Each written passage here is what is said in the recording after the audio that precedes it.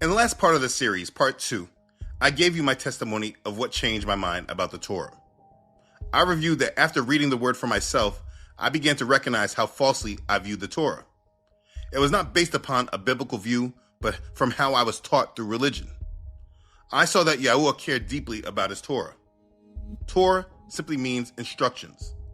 When we say Yahuwah cares about his Torah, we are saying that Yahuwah cares deeply about his instructions. And when you come to this realization, it makes understanding why we should never reject the Torah be more comprehensible. Because rejecting his Torah is rejecting his instructions, and we, of course, should never do this.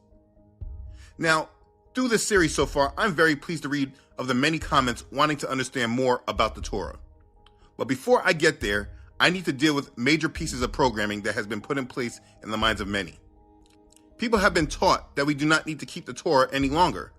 People will actually say, why are you keeping the 10 Commandments? If you are trying to keep the law, if you are trying to keep the 10 Commandments, my only question is, why in the world would you do that?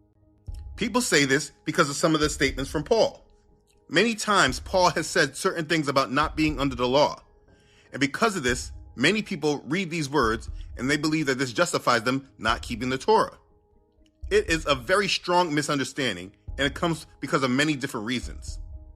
You know, in this modern day religion, it should not even be called Christianity, but Paulianity, because it is Paul who seems to be the author of their faith.